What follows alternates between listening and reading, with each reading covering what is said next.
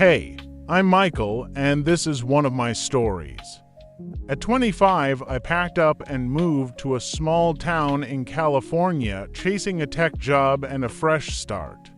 I thought I had it all figured out until one night on a dark street to strangers taught me a lesson I'll never forget. Let's go back to that night. I'd just come from a high-stakes interview for a tech startup. The kind where you're pitching your whole future in 30 minutes. It was late, around 9 p.m., and I decided to cut through a quiet part of town to get to my apartment. The streets were still, streetlights buzzing faintly.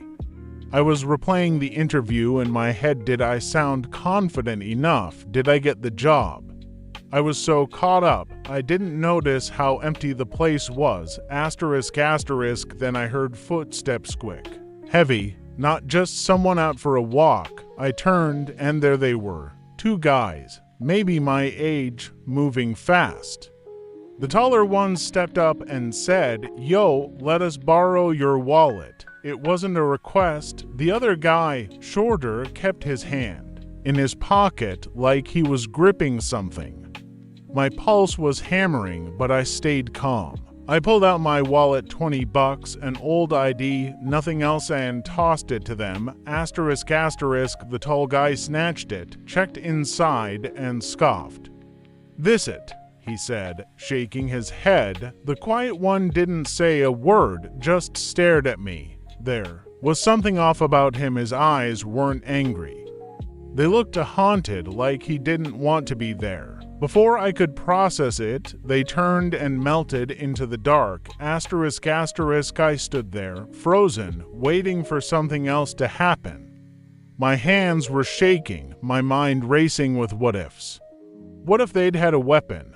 What if I'd fought back? I made it to my apartment, locked the door, and sank onto the couch. $20 wasn't the point, it was the fear, the feeling of being completely out of control in a town I barely knew. That night shook me, but it also lit a fire. I started paying attention, watching my back, trusting my instincts. But I wasn't about to let fear call the shots. A week later, I got the call. The job was mine. It was the break I'd been waiting for.